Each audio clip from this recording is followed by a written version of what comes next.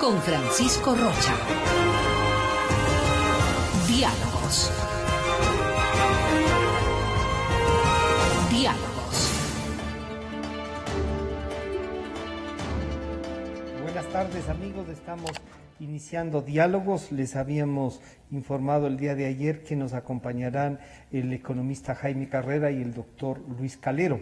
A los dos les hemos invitado con cada una de sus especialidades, pero además por su opinión, su visión de país, con la que como expertos que son manejan esta visión y nos pueden ayudar a entender y a ver si es que en la reflexión encontramos algún camino adicional al que el presidente Moreno nos ha planteado el día de ayer por la noche. Claro, todo el mundo esperaba medidas económicas, estas parecen que no han sido medidas, pero se puede analizar qué nomás representan, ¿no es cierto? Los combustibles van a seguir ahí, el precio del barril del petróleo parece que comenzaría a recuperarse.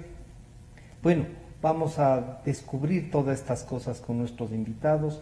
Saludar a nuestros amigos de la 920, a Manavisión y a TV Color, así como a Opinión. Muchísimas gracias por acompañarnos, gracias por venir. Economista Carrera, las medidas, que así se han denominado, incluso algunos decían ya se viene un paquetazo, y claro, decían vamos a estar ahí para defenderles desde fuera, ya vamos, ya, y entonces parece que esto de ya viene el cuco asustó al gobierno y ha tomado unas medidas que han sorprendido incluso a aquellos que querían que se vea algo más, ¿no? Y el momento económico es mucho más difícil de lo que parece el gobierno y sus ministros están interpretando. Bienvenido, buenos días. Sí, gracias a la invitación. Un gusto estar aquí con el doctor Calero. Mira, el tema estructural del país sigue así, ¿no? El déficit público es por encima de los 5.000 millones por donde uno se haga números. Y las posibilidades de reducir el déficit son cada vez menos posibles, ¿no? Y lo que hay que remarcar realmente, yo creo, en estas circunstancias es que todo lo que este rato está viviendo el país y lo que se va a venir, incluso en tus programas lo hemos dicho sí, desde hace mucho tiempo, no solo desde hace meses, desde hace años. Todos los desajustes fiscales y económicos tienen el germen en el gobierno anterior. Fueron 12 años, incluido esto, porque esto es Alianza País incluido el primer año, yo diría, de este gobierno, ¿no? Gasto público, bonos emitidos, bonos basura sin ninguna responsabilidad y una serie de cosas. Y al final, cuando hay esos desajustes, llega un punto en que ya confluyen varios factores y ya se torna muy difícil de manejar. Y estamos viviendo eso en este momento. Y claro, los mercados perciben ese tipo de cosas, ¿no? Mira tú que el riesgo país en este momento está en 2.800 puntos. O sea, como los peores momentos de la historia económica del país, ¿no?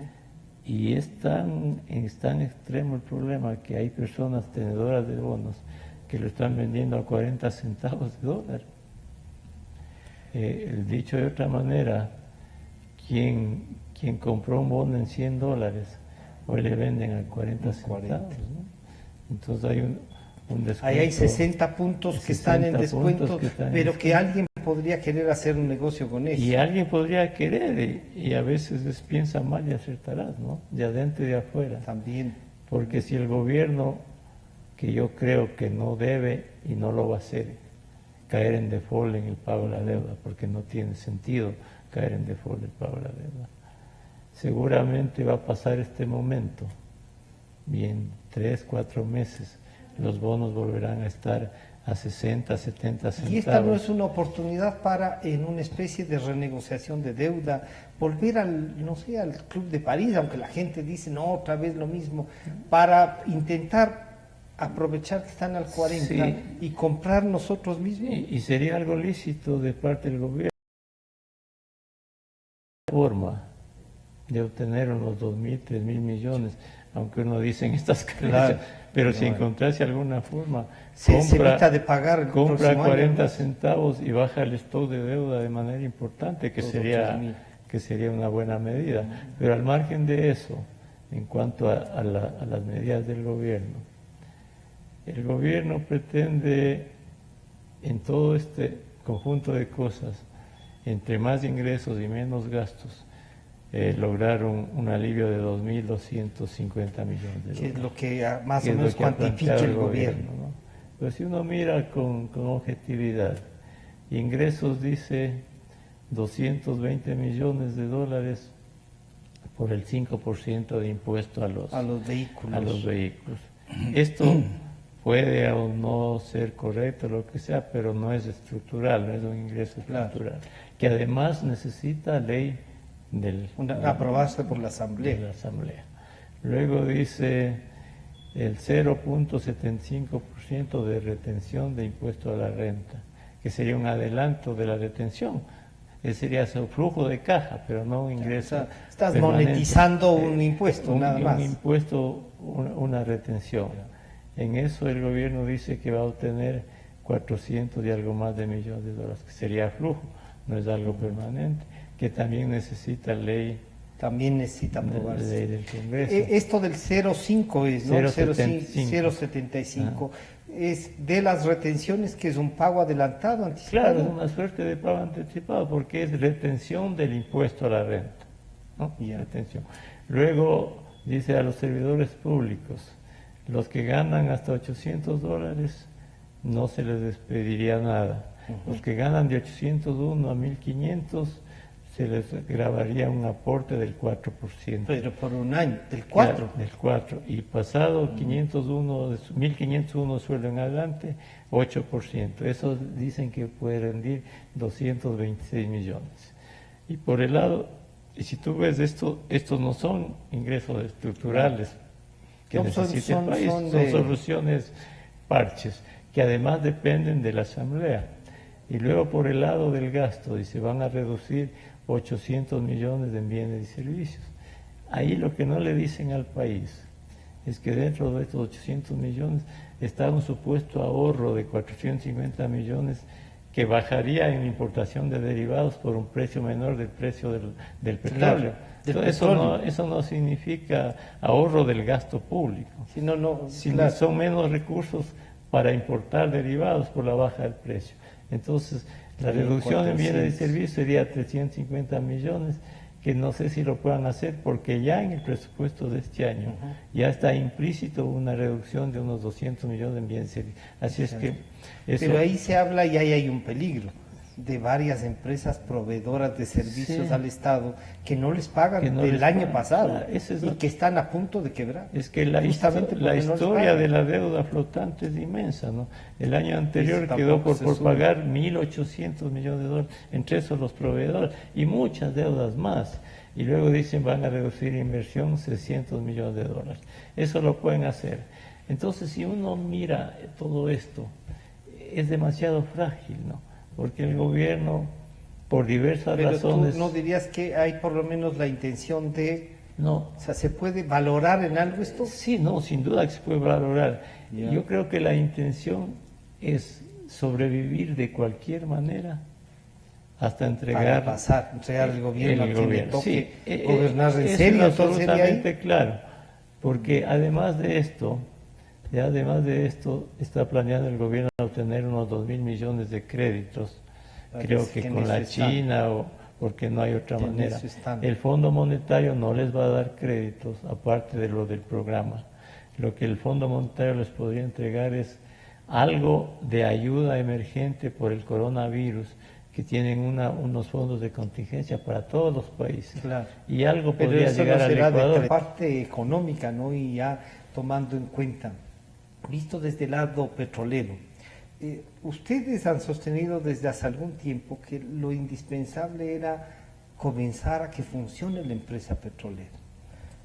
Pero esta es una economía que depende casi en su totalidad. Yo recuerdo que usted decía un día, oigan, que funcione Petroecuador como una empresa real, pero que le den la plata también para que funcione, que no todo vaya al Estado.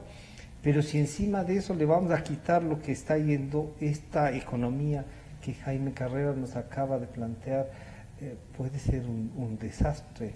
Bienvenido, doctor Calero. ¿Cómo percibe y este momento una política petrolera que pueda ayudar? Bien, gracias por la invitación. Un gusto estar con el economista Carrera. Mire, yo creo que aquí se ha producido una sumatoria de algunos elementos circunstanciales a un asunto de carácter estructural. Me estoy refiriendo a internacional. Estuvo pronosticado que en este año se incrementara en alrededor de 1.200.000 barriles diarios el consumo, la demanda. Ya.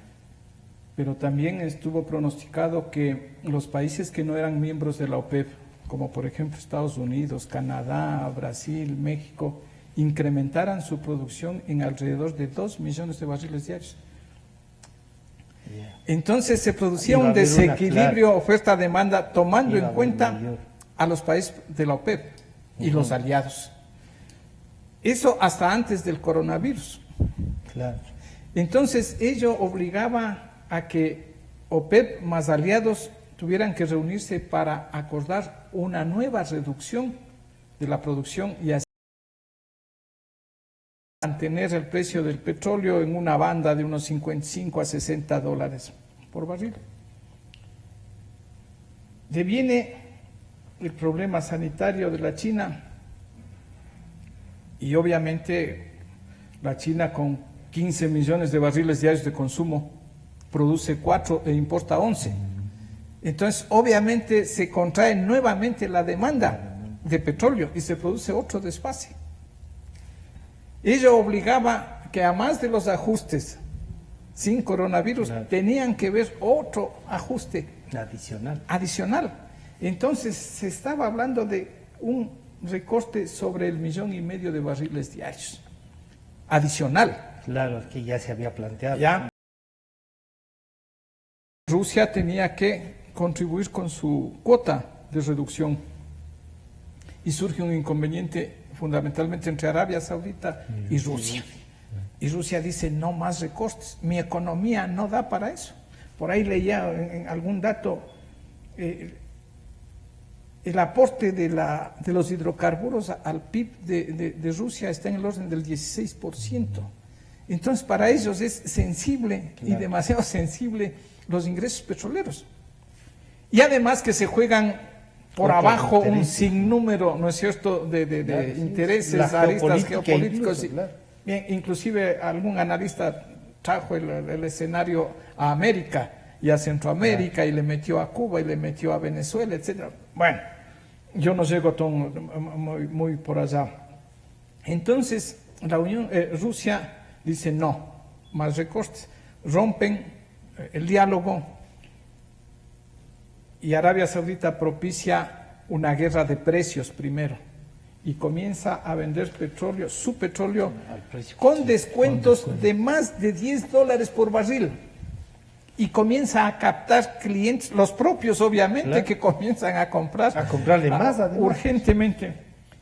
Y adicionalmente luego dice, voy a incrementar la producción, porque teóricamente tiene una capacidad de producción de unos 12 millones y picos de barriles diarios, estaba como unos 9 millones y medio a 9 millones 700 por las restricciones, claro, pero tenía acumulados inventarios almacenados y suelta el inventario. Pero claro, destroza todo. Entonces ese es parte, pero ese es un elemento coyuntural, ¿no es cierto? No es un tema así. Lo estructural estaba acá en la relación oferta-demanda con un crecimiento de acuerdo con lo que iba a crecer el PIB mundial, decía 1.200.000 barriles, pero viene este aporte de producción de los países que no son miembros de la OPEP, y entra la OPEP a cumplir una de las funciones primigenias, lo que motivó su creación, claro, regular el mercado, regular los precios, porque antes de la OPEP, cada uno, ¿no es cierto?, las compañías, las grandes, esas eran las que imponían, claro, los precios y eso era todo. Entonces la OPEP trata de hacer lo suyo. Hay esta ruptura, viene la caída brusca de los precios, sin embargo, y obviamente con la afectación a todos los países que exportan petróleo y que sus finanzas tienen una dependencia de los ingresos petroleros. Ya vamos a ver algunos. Pero yo digo que este es un tema que no puede ser proyectado para el año. O sea, es que lo que dice Jaime, la parte estructural es no, más allá de lo que pueda pasar. No, que eso es sacar al petróleo de la economía. Pero y aparte de eso, o sea, no es posible que la economía mundial pueda sostener o soportar precios del petróleo inferiores a $30. ¿Ve usted? Estados Unidos está con producciones récord, está por los 13 millones de barriles diarios. Una buena parte de eso, yo diría casi unos 5 millones de barriles diarios, son los famosos petróleos de esquistos. ¿Sí? Que es un petróleo que está en la roca madre y que puede ser extraído. Tiene un costo mayor de producción. Tiene un costo mayor de producción. Entonces, y un daño ambiental mayor. Y a ese están dedicados empresas medianas y pequeñas. Y esas empresas no soportan un precio menor que $50. Pero esa sería más bien una especie de garantía para el resto. No, ya vamos a ir. Espérese un ratito. Mire usted que antes, hace unos 3 o 4 años, ellos lograron con avances tecnológicos abaratar precios, porque antes menos que 80 no era económicamente rentable. No era rentable para y bajaron a que fuera rentable 50, entre 50 y $60 con tecnología, con aporte tecnológico, pero hasta ahí no más. Entonces, ¿qué es lo que sucede podría suceder si en unos 2 o 3 meses no se vuelve a equilibrar? No hay un acuerdo, simple y llanamente esas empresas comienzan a quebrar y estas son producciones de corto plazo. La banca no comenzará a apalancar más esos proyectos y hay analistas y de la propia agencia de Estados Unidos de las estadísticas para la energía que prevén la posibilidad de que podría retornar a unos 9,5 millones la producción de Estados Unidos. Entonces, esa reducción drástica otra vez dispararía los precios. Pero eso no nos conviene a nosotros, entre comillas. Es otra lotería. Pero dentro de una mirada estable, que un horizonte estable para todos, no conviene ni estos precios bajos ni los precios exagerados. Entonces, esta banda de 55, $60 era la adecuada y la economía mundial, entiendo yo, estaba funcionando adaptada a esos precios. ¿Sí? Entonces, trayéndole el tema acá al Ecuador, escuché en la cadena al presidente, luego al ministro de Economía y Finanzas, que calculaban un impacto sobre los 2,000 millones de dólares por efecto de la caída de los precios. Yo no sé de dónde salió esa cifra.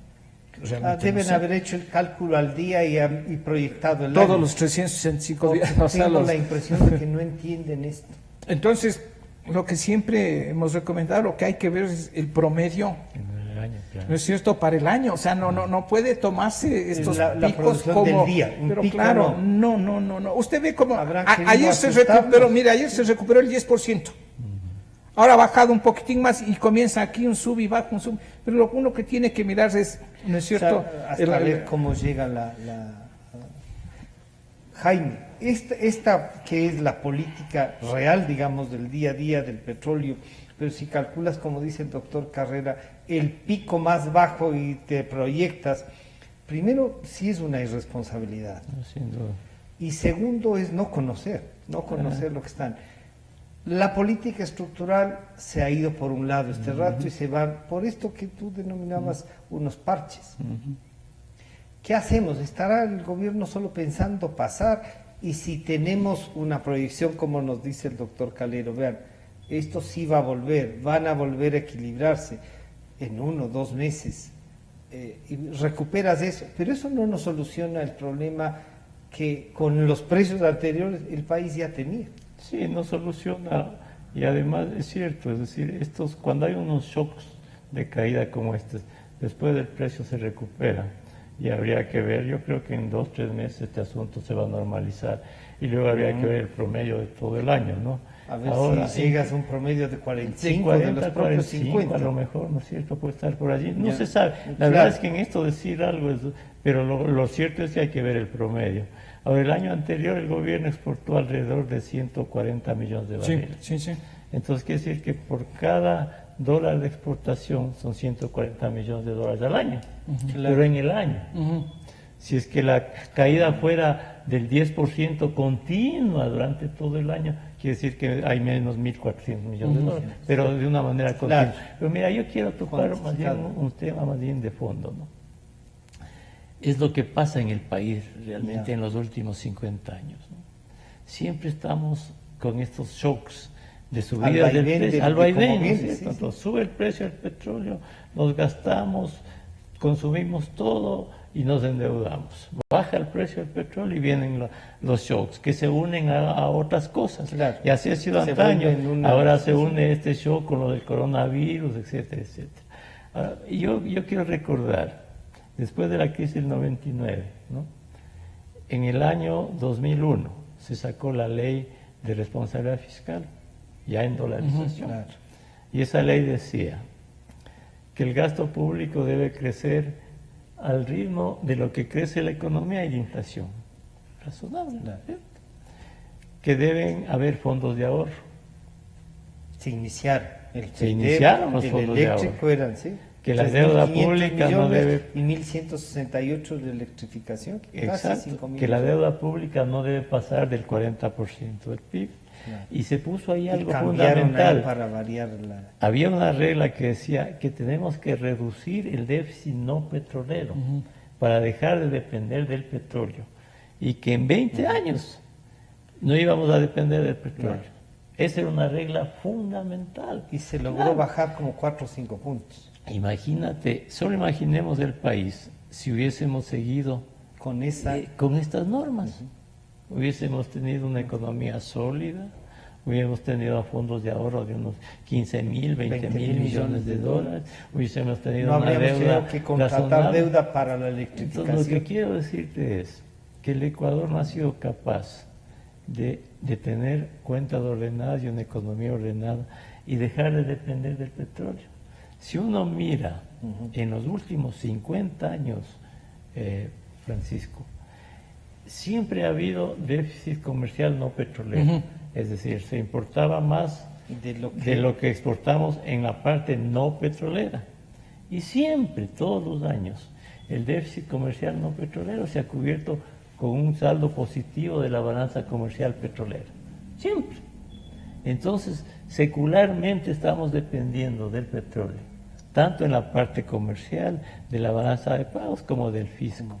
Ese dogal del petróleo no hemos sido capaces Ni siquiera de disminuir, de digamos, disminuir. ir aflojando lo que está Exacto, ahorcándonos. ¿ya? exacto. Entonces ahora volvemos a lo mismo, Pancho. Es decir, hay un shock del petróleo y todo se convulsiona, agregado a los efectos económicos del coronavirus en las exportaciones, en la actividad comercial la de actividad producción. comercial Porque eso es interna. así, porque Turismo, aquí aviones, hay transporte, turismo, todo. hay empresas que funcionan con partes de China que se traen de China. El camarón se exporta a China, consume menos y hay el shock. Entonces, ¿hasta cuándo el Ecuador? ¿Hasta cuándo? ¿Hasta cuándo es capaz de ponerse de acuerdo para tener una economía sólida, cuentas ordenadas y dejar de depender del petróleo? Y veamos en los vecinos. Colombia produce casi un millón de barriles diarios. Ya nos pasó el doble del Ecuador. Sí, claro. Imagínate, Colombia tiene una economía ordenada y no tiene estos shocks petroleros y de la economía. Perú Pero ni puede se decir, diga. pero ellos han devaluado la moneda. Ah, no, pero tiene Perú no, pero Colombia tienen una sí. economía sólida. Más Claro, ahora. el peso chileno también se ha devaluado todo, pero el riesgo país Es de Colombia, de Perú, es 180. menos de 200 puntos. Claro, son Entonces, 180. mira, el riesgo país del Ecuador Ya. tiene que dejar de fluctuar al ritmo del precio del petróleo, porque además de otros factores, sube el precio del petróleo, baja el riesgo país. Baja el riesgo del petróleo, el precio del petróleo sube el riesgo país. El Ecuador tiene que dejar de depender en sus riesgos, en su economía, de los vaivenes del petróleo. Por eso es que en Colombia el riesgo país sigue Sigue en 180. sigue en 180 por debajo de no importan las fluctuaciones del precio del petróleo. La misma Rusia este rato, la misma Rusia. Sí, ¿Por qué tiene- puede soportar este show? Rusia tiene 170.000 millones de fondos petroleros. 170 tiene un mil. fondo Claro. petrolero. Eso es entonces lo que le cubre, pero lo que decía entonces, el 16% del PIB. Por ello se doctor ponen, Calero. se ponen en esta guerra O sea, con por eso Arabia pueden Saudita. pelear. Claro, es que dicen, en principio le dijeron a Rusia los de la OPEP, baja el precio, baja la producción. Rusia dijo no. Entonces Arabia Saudita dijo, no quieren. Entonces Yo yo voy a bajar los precios. Entonces Rusia dijo, puedo contener esto porque tengo un fondo. Pero ahora ya están comenzando a tratando de... Y los dos, Rusia y Arabia Saudita, a su vez, dicen, no queremos perder el mercado y queremos vuelta contra Estados Unidos que no gane el mercado. Entonces, todas estas guerras. Pero el Ecuador no puede estar Con sujeto esta proyección. a estos vaivenes. Entonces, tiene que cambiar su estructura de la economía y del fisco para dejar de depender del petróleo y tener economía sólida. Entonces, contigo hemos hablado muchas veces, hay que tener fondos de ahorro, hay que tener superávit volver a crear fiscal, eso. hay que exportar más de lo que se exporta. Mira tú, ¿cuánto exporta el Ecuador este rato en la parte no petrolera? 13.000 millones de dólares. Chile exporta más de 70.000 millones. Dinamarca, que es un país con una población de 5.4 millones de personas, exporta 100.000 millones de dólares. 100.000. Y las exportaciones mundiales son de 25 billones y algo más. Entonces, en esto hay que hacer mucho. Estos son los problemas estructurales. Pero mientras no entendamos esto, seguimos con estos vaivenes, ¿no? Este rato el colapso, no se puede arreglar las cuentas públicas, sufre el país, habrá default, no habrá default, el acuerdo con el fondo no se cumple. Bueno, esto es un caos, es un país caótico. Pero ahí entonces, doctor Calero, nos diría, por alguna parte podría ayudarnos este gobierno que parece que ya lo que quiere es terminar. O sea, va a ser como sea, si hay que agarrar una tabla, la tabla, si es que hay que tumbar una pared para poder pasar, hay que tumbar la pared y pasemos. O sea, es penoso, pero parecería que, claro, uno dice un ministro de Finanzas que viene del sector privado, algunos decían, no, representaba al sector privado, no. Bueno, ¿hasta cuándo asumimos algo en serio? ¿Qué nos puede costar? Porque lo que manejar, como dice Jaime, tiene un costo, pues. ¿Qué hacer en cambio? Aprovechemos este momento para que lo que ustedes han reflexionado pueda, yo sé que en el sector petrolero mañana no se resuelven, pero algunos pasos se pueden dar aprovechando este momento para elevar la producción, para tener y no depender tanto con el presupuesto y que el presupuesto respete la empresa. Así es. Mire, yo creo hay algunas precisiones o acotaciones más bien. El economista Carrera señalaba un volumen de exportación 140 millones y en función de eso una proyección de las pérdidas eventuales. Teóricamente sería por cada dólar 140 millones. Pero yo creo que habría que considerar el neto. Porque estamos importando, en cambio, hemos importado promedio, números redondos, 50 millones de barriles, y eso se reduciría, ¿no es cierto? Entonces, en un neto, inclusive en el impacto en los derivados es mayor, por la cadena de valor, van abaratándose distintos elementos, pero asumamos que igual es $1, asumamos, es más, pero digamos $1. Entonces usted tendría, haciendo una resta simple y llana, que el impacto estaría en los 90 millones de dólares. ¿No es cierto? 90 millones de dólares por cada barril anual, ¿no es cierto? anual, 90 millones anuales por cada dólar que se reduzca el precio internacional del petróleo. Esa sería la 90. Sí, entonces, claro, 1.400 claro, yo decía, millones. si usted baja, si el precio del petróleo referencial nuestro baja a $10 o tenemos menos $10 de lo presupuestado, estamos hablando de 900 millones de dólares. Claro. ¿Sí? Claro, sí. Y con una visión un poquito, digamos, diría, así, pesimista sumando, para claro, decir que va a reducirse en $10 el precio del barril en promedio en el año. Mire usted, el año pasado el precio promedio nuestro estuvo en el orden de los $55 con 40 centavos. como 4. Mientras que el WTI, y me sorprendió a mí ver eso, estuvo en $57 con 3 centavos. Es decir, que la diferencia es menor de 1.40, 1.37. No, pero Entonces nosotros tuvimos $5 por sobre lo presupuestado. Porque el presupuesto estuvo previsto con $50. Así es. Y tuvimos 55 con 60. Entonces, mire usted que sí había... Había Claro, una especie de colchón, no sé si los castigos y estas cosas. había una regla, Ya. creo que en una de las leyes que determinaba qué hacer con, me parece que iba a un fondo para estabilización fiscal, alguna de esos temas era. Pero más bien eso no debería llevarnos a... Y otro datito adicional, el año pasado, 2019, la diferencia entre lo que nos costó importar derivados y el producto de la venta interna estaba en el orden de los 1.230 millones de dólares. Digamos, ese fue el subsidio, El gasto real del país. subsidio, pero Sí, relacionado, todo lo importado. relacionado con lo importado. Exacto. Relacionado no con lo que se No, produce. No. exactamente. Ese es otro cuento. Es O sea, otro que tema. Ese es otro tiene cuento. ya. Entonces ahí hablamos de 1.220 millones. Si solo lograse corregirse eso, dése cuenta usted que habríamos estado con 1.230 millones menos de egreso, porque ese es un gasto. Sí. Es un gasto. Y que yo no me cansaré de repetir, no sé por qué consta dentro del presupuesto del Estado y el Ministerio de Finanzas se hace cargo de eso. Es un problema de Petroecuador. No tiene por qué estar. Lo único que debería constar en el presupuesto del Estado lo es que Petroecuador le pueda dar. un posible excedente que generaría Petroecuador. Y eso es todo lo que debería constar en el presupuesto del Estado. Pero ahí tiene usted una cuenta deficitaria de derivados y va viendo cómo se modifica, ¿no es cierto?, ese presupuesto en unos 3.000, 4.000 millones de dólares, con cifras, con valores, con rubros que constitucionalmente no deben estar ahí, no deberían estar. Entonces el tema debería estar siendo tratado desde el punto de vista técnico, desde el punto de vista del petróleo, desde el punto de vista de los costos de producción, de los derivados,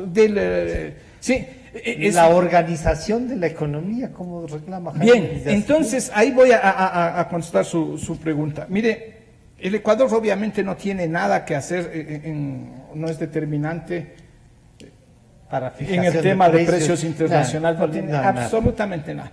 Mientras Vamos a lo que- estuvimos en la OPEP, por lo menos podíamos decir esta boca es mía, porque las votaciones son por consenso y no importa que el uno tenga 10 millones y el Claro. otro tenga 500 Están millones, igual. 500.000 barriles, igual.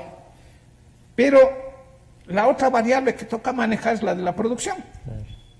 Y dentro de la producción, ahí entonces tenemos dos segmentos, el público y el privado.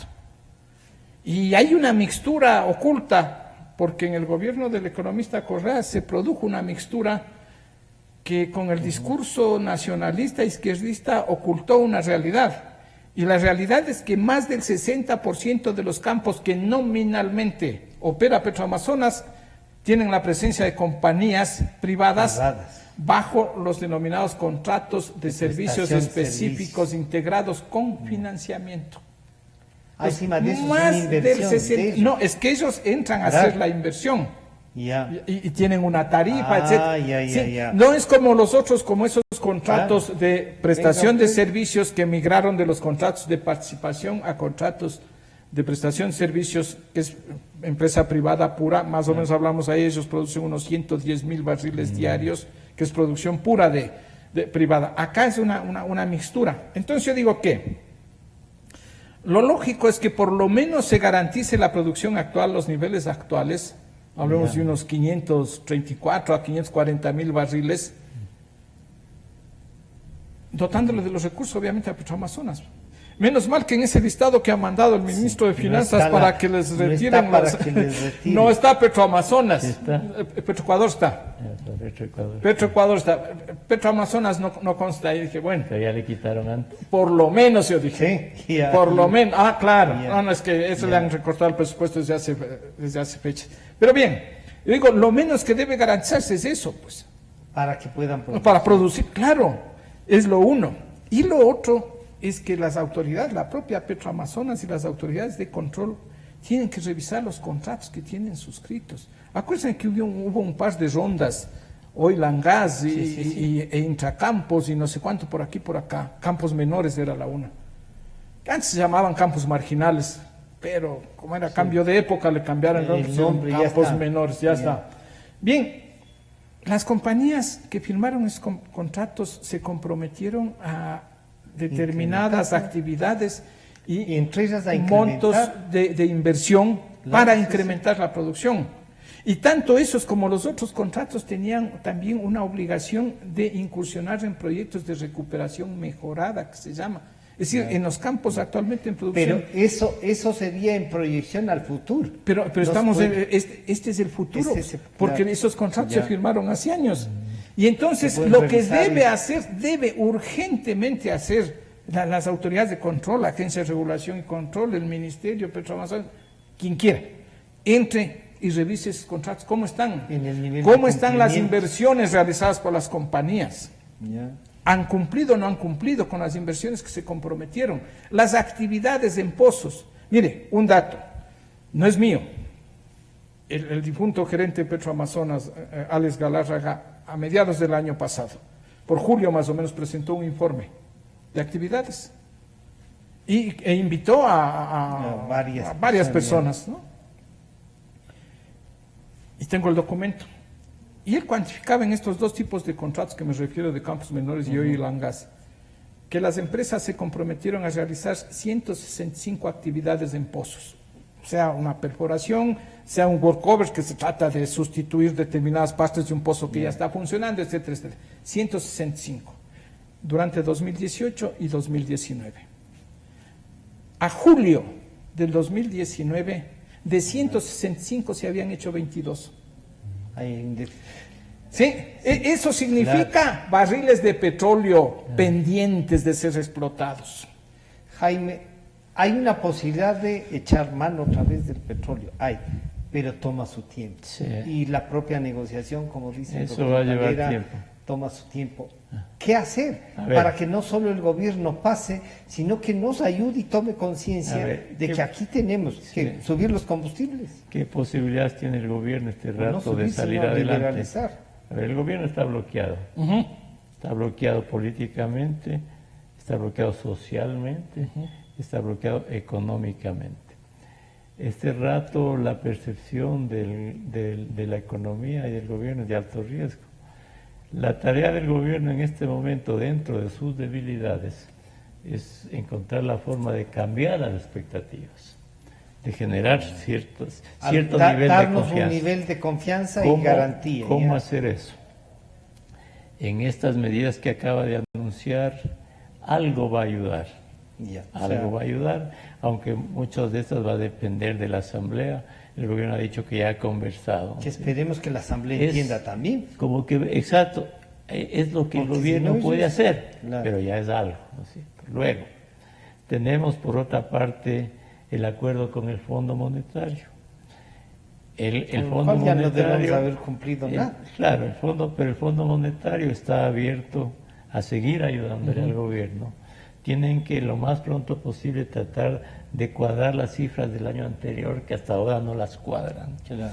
y establecer otras metas y otros números para este año.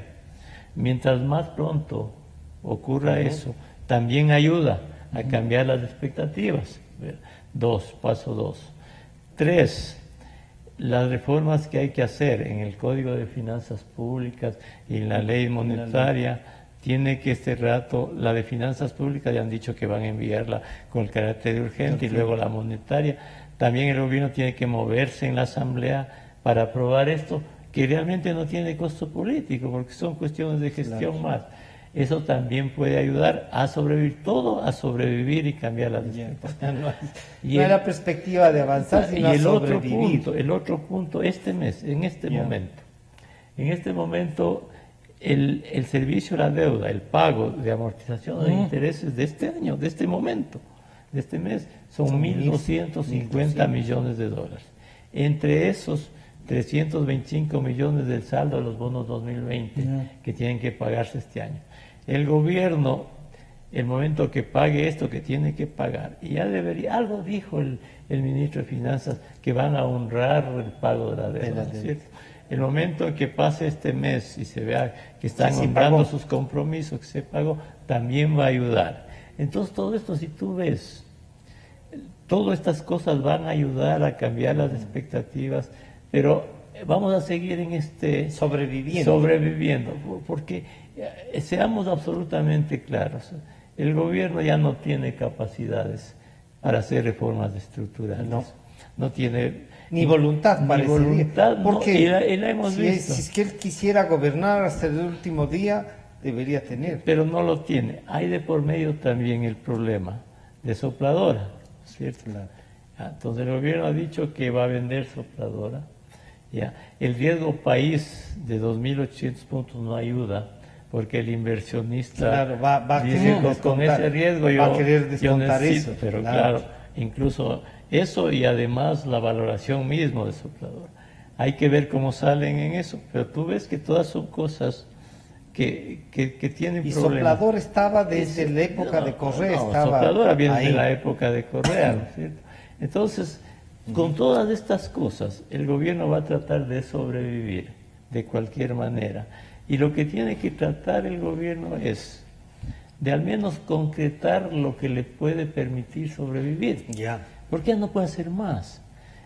Aumentar impuestos no puede. No da más. Reducir más agresivamente el precio de los combustibles no puede. Reducir la masa salarial pública no puede, es inmensa. Ha dicho solo que les va a poner una contribución porque no puede reducir más. Entre el 4 y el 8, dependiendo en un promedio, eso significa que bajará 6 puntos de la masa, de 10.000 millones de dólares. Muy poco, ¿no? Entonces, todas estas cosas, lo que le va a permitir al gobierno es sobrevivir, y el gobierno lo que tiene que tratar es de tratar de sobrevivir bien, hasta entregarle la posta al próximo gobierno tomar con estos elementos que te acabo de describir, porque no puede más, ¿no? Y en el tema petrolero, para ayudar a resolver esto, usted diría, ¿qué se puede, digamos entre comillas, qué se puede vender y que se pueda monetizar ya, y que además de ya monetizar nos ayuda a incrementar y a recibir más recursos? ¿Usted ha visto algún espacio de eso? Sí, miren, quisiera un comentario chiquito, porque en el tema, no es mi especialidad, me meto a veces a hablar cosas que no me... Pero es que están juntas. Imagínense que dependemos del negocio este. El tema del riesgo país, entiendo, es un asunto de percepción. Claro. ¿Qué es lo peor? Y yo hice la comparación hace un par de días con Colombia. Mire, Colombia tiene la aportación al PIB de los hidrocarburos es mayor que la nuestra. ¿Ah, sí? Es mayor, está por 14% más o menos. Es decir, hay una dependencia también del pisco colombiano, pero por supuesto. Y ellos exportan igual o más que nosotros, nosotros exportan, es que tienen un mayor consumo, exportan más. Pero estuvieron con 160 su riesgo país. Ayer subieron a 260 con problemas también. Sí, a 260. Ah, caramba. Se mantuvo la relación de que ellos tienen un riesgo país 7 veces a 8 veces menos que el Ecuador. Claro. La deuda externa de Colombia en la relación PIB es mayor que la ecuatoriana. Sí. Es mayor que la ecuatoriana. Entonces yo decía, a ver, caramba. ¿Qué pasa? ¿Qué pasa? Claro. Porque igual exportan petróleo. Igual las finanzas públicas colombianas tienen una dependencia también significativa de los ingresos petroleros. ¿Qué es lo que sucede realmente? O sea, no es solo. A nosotros apenas se bajó el precio del petróleo, lo nuestro se fue. Disparó más. O sea, y los legisladores al no aprobar la ley ayudaron a que se dispare. O sea, ¿qué otros ingredientes son los que disparan adicionalmente? Porque ya digo, comparando las dos realidades, Colombia y Ecuador, yo me quedo perplejo viendo cómo nuestro riesgo país se dispara tremendamente. Claro. Bien, voy a su pregunta. Mire, hay algunas modalidades, algunas opciones que no han sido exploradas y no han sido utilizadas adecuadamente. La Constitución, los constituyentes se cuidaron mucho de utilizar eufemismos, porque esa Constitución es llena de eufemismos, ¿no es cierto? Es tan declarativa, es tan llena de expectativas que genera susto. En el artículo 313 de la Constitución establecieron que el Estado se reservaba la potestad de regular, controlar, administrar y gestionar los sectores estratégicos. Y dentro de los sectores estratégicos está la explotación de los recursos no renovables. Y dentro de ellos, obviamente, el petróleo. Pero en el artículo 315, me parece, estimó la posibilidad de delegar la gestión de esos sectores de lo público a lo privado. Digo, para mí es un eufemismo, pero bueno, porque la literatura habla en economía, en política, que la privatización es transferir del sector público al sector privado la propiedad o la gestión. Claro, es privatización igual. Es una privatización, pero bueno, como estábamos en época revolucionaria izquierda, era imposible hablar de un proceso de privatización. Pero bien, pero también contempla la posibilidad de que las empresas públicas pudieran constituir compañías de economía mixta para esa gestión. Y entonces, en la ley de hidrocarburos que data de hace décadas, siempre se contempló la posibilidad de constituir compañías de economía mixta. Por ahí un par de veces y las constituciones lo han previsto. En la distribución de gas, en la comercialización de gas, por ahí hay unas compañías de economía mixta. Pero hay unas que se hicieron con Venezuela que no era lo adecuado, ¿no? Que era el mejor ejemplo de para lo que no hay que hacer, claro. Ya. Pero había temores de los inversionistas privados, del sector privado, en la medida en que siempre tenía que ser el socio El mayoritario 51% del Estado del Estado. ecuatoriano. Y entonces, teóricamente tenía que adoptar decisiones y teóricamente podía intervenir la Contraloría, los entes de control. Es decir, una serie de temores a ratos justificados. Pero con la ley de empresas públicas y una normativa adicional, hay la posibilidad de que, y ese es mi aporte, mi propuesta, de que constituyendo empresas de economía mixta pudiera declararse como operador al socio privado. ¿Sí? Una decisión de la empresa Pero por mixta, supuesto claro. es una decisión de la empresa mixta. No es un tema de Sí, la señor. constitución de la empresa, sino ya de la administración de la Así economía de la empresa Así mixta. es, le encarga. Y ahora, ¿cuál sería el aporte económico este rato? Que el inversión, derecho que tendría un socio privado para conformar esa empresa de economía mixta aporte con un equivalente a lo que ya tiene la empresa pública invertido, porque tiene una infraestructura y tiene un negocio en marcha. Y eso habría que valorarlo de alguna manera para que no venga alguien de buenas a primeras y a mí me da cito y yo voy a... No. Usted tiene el derecho, si es que, ¿no es cierto?, aporta... Y hay quien ingresa. Mire usted, una manera, primero respetando la Constitución, para mí políticamente más viable que una concesión pura y simple, una delegación pura y simple, y que le podría proporcionar ingresos de manera inmediata, ¿sí? Y en términos de equidad, y en términos de que ese activo posiblemente o con seguridad va a ser explotado de mejor manera. De mejor manera. Jaime, en esta línea que tú has dicho, esto está por ver cómo pasa. Claro, está ¿No es por ver cierto? cómo pasa. Y, hay un elemento, Y esta es una opción. esta es una opción y hay una opción adicional que el gobierno lo ha dicho también, espero que lo concrete, ¿no? Mucho se habla de reperfilar la deuda, ¿no? Mucho se habla Pero de se han eso. pasado hablando 3 años Sí, de eso. porque el tema es que no sé si no tienen claro o hay muchas confusiones, ¿no? Si uno mira la estructura de la deuda externa, de la interna, olvidémonos porque la mayoría de seguros sociales hacen rollover y se acabó. De la externa, si tú ves la estructura, ¿no? El saldo, el stock a enero de este año. La deuda con bancos, 3.000 millones de dólares, el stock. De entre esos hay bancos chinos y también el Credit Suisse, el Goldman Sachs. Allí en los bancos, el pago de intereses, si bien es importante, no es lo mayor. Es el pago del capital que es fuerte en este año. Por ejemplo, los 500 millones de dólares de Goldman Sachs se vencen en julio que hay que pagar, y así de otros bancos. Entonces, si logran reperfilar el pago de la amortización de esos bancos, te disminuye la necesidad de liquidez, de necesidad de financiamiento. Lo mismo con China. Con China, los préstamos con gobiernos, este rato el stock es de 6.300 millones. De esos 6.300 millones, 6.000 son de China. 6.000. 6.000 millones. O sea, tenemos que negociar con ellos. Claro, entonces de esos 6.000 millones, el pago de intereses, si bien es es una cantidad importante, no es el peso mayor, el pago es la el amortización de ese capital. Entonces, si logran lanzar ese capital, el gobierno ha dicho que eso está llamando reperfilamiento, y hubo una gran confusión con Bloomberg, y ahí se armó todo el lío por la declaración del ministro. Pero reperfilar es amortización del gobierno chino.